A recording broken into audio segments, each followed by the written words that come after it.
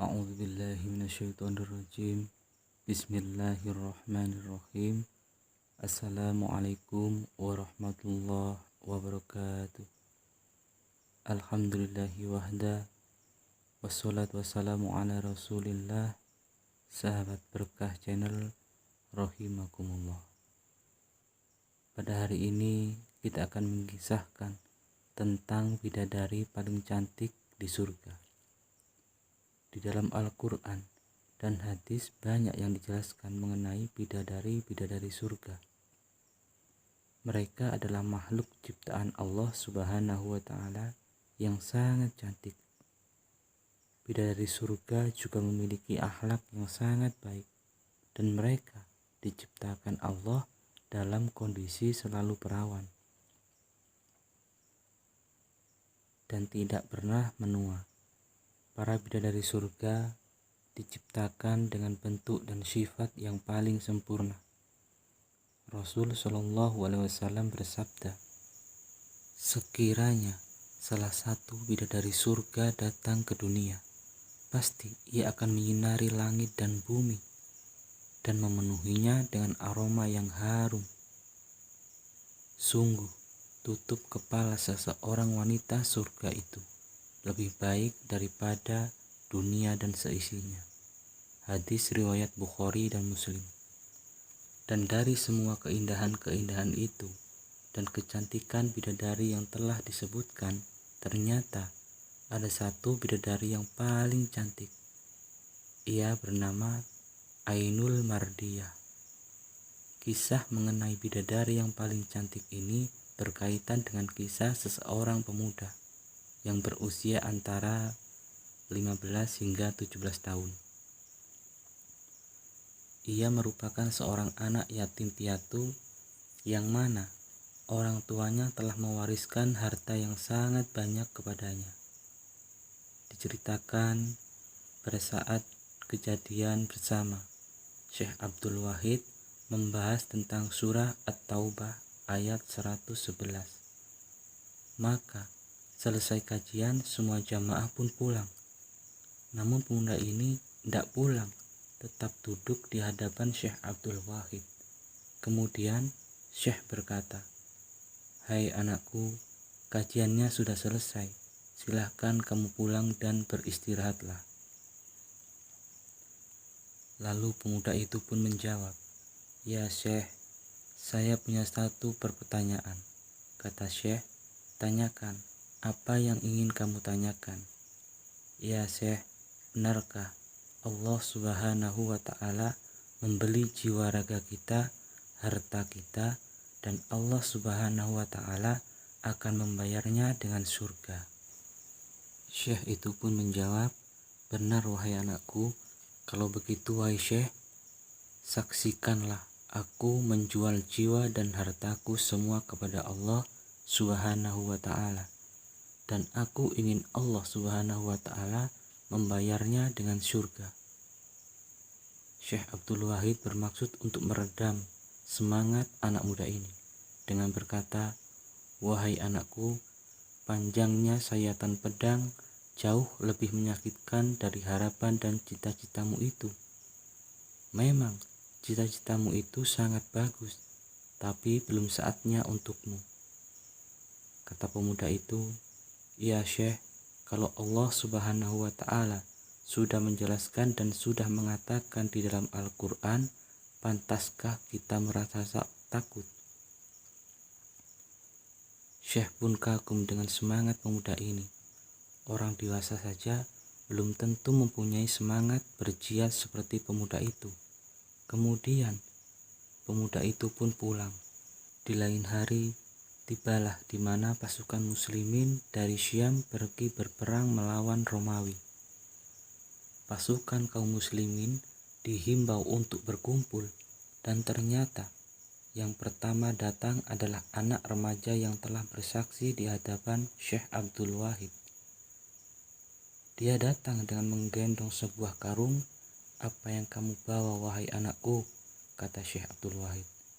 Pemuda itu pun menjawab, "Sebagaimana yang sudah aku katakan kemarin, kalau aku akan menjual jiwa dan ragaku kepada Allah Subhanahu wa Ta'ala, dan aku ingin Allah membayarnya dengan surga. Dan ini adalah semua harta yang saya punya warisan dari kedua orang tuaku. Syekh Abdul Wahid pun berkaget dan berkata, "Kamu bawa semua hartamu?" Kata pemuda itu, "Iya wahai Syekh, kenapa kamu tidak menyisakan di rumah? Karena aku tidak mau kembali ke rumah dan aku mau langsung ke surga." Melihat tekad pemuda itu, tiba-tiba Syekh Abdul Wahid menangis karena haru. Singkat cerita, berangkatlah pasukan muslimin untuk melawan pasukan Romawi. Dan di sepanjang perjalanan, di siang hari, pemuda ini selalu membaca ayat suci Al-Quran, mengulang-ulang hafalan, dan dia juga membantu mujahidin. Dan pada malam harinya, dia bermunajat kepada Allah Subhanahu wa Ta'ala. Suatu ketika, di saat remaja ini merasa lelah, dia pun tertidur dan bermimpi bertemu dengan seorang laki-laki, yang mana laki-laki ini menyuruh pemuda itu untuk menemui Al-Ainul Mardiyah. Lalu laki-laki itu mengulurkan tangannya sambil berkata, "Mari aku temukan kamu dengan Ainul Mardiyah." Dan tiba-tiba pemuda itu pun sampai di sebuah kebun yang sangat indah, dan di mana kebun itu dipenuhi oleh wanita-wanita yang sangat cantik. Dan ketika mereka melihat kedatanganku, mereka pun berkata, "Ini adalah suami Ainul Mardiyah." Pemuda itu pun bertanya, "Apakah di antara kalian ada yang bernama Ainul Mardiyah?" Mereka menjawab, "Kami semua adalah pelayan dari Al-Ainul Mardiyah. Silahkan jalan terus, maka Anda akan bertemu dengannya." Lalu pemuda itu pun sampai di dua kebun yang sangat indah, di mana kedua kebun itu dipisahkan oleh sebuah sungai yang berisi madu dan susu. Dan di situ ada bidadari yang lebih cantik dari bidadari yang sebelumnya. Dan ketika pemuda itu melihat bidadari itu, seakan-akan dia lupa dengan kecantikan bidadari yang pertama. Saat aku melihat mereka, mereka pun berkata, "Sungguh ini adalah calon suami Al-Ainul Mardiyah." Kemudian aku pun bertanya, "Adakah di antara kalian yang bernama Al-Ainul Mardiyah?" Mereka pun menjawab, "Wahai kekasih Allah, di antara kami tidak ada yang bernama Ainul Mardiyah, dan kami hanya pelayan dari Al-Ainul Mardiyah." Singkat cerita, pemuda itu pun terus berjalan dan sampai di suatu tempat yang sangat indah, dan di situ ada sebuah kemah yang terbuat dari intan dan permata. Di depan pintu kemah itu ada satu bidadari yang sangat cantik. Dia pun berkata, "Wahai Ainul Mardiyah, suami Anda telah datang." Maka Ainul Mardiyah pun keluar. Cahaya demi cahaya terpancar, dan Al-Ainul Mardiyah adalah bidadari tercantik yang pernah dilihat oleh pemuda itu. Lalu Ainul Mardiyah berkata kepada pemuda itu, "Selamat datang wahai kekasih Allah, sungguh sebentar lagi engkau akan mendatangi kami." Namun di saat pemuda itu bertemu dengan Ainul Mardiyah, seketika itu dia terbangun dari tidurnya karena ada prajurit musuh yang datang menyerang. Pemuda itu pun bangkit dan berkata, "Izinkan aku berada di barisan paling depan dan berhadapan langsung dengan tentara Romawi." Dan dengan waktu singkat, 9 tentara Romawi berhasil ia kalahkan, dan pada akhirnya perang kami menangkan. Tapi sayangnya, pemuda itu menghilang tiba-tiba. Angin berhembus dengan lembut dan mengantarkan Syekh tadi kepada pemuda itu.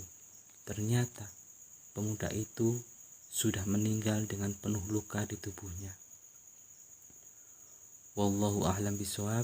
Semoga kisah ini ada manfaatnya. Subhanallahumma wa bihamdika asyhadu an la ilaha illa anta astaghfiruka wa atubu ilaih. Assalamualaikum warahmatullahi wabarakatuh.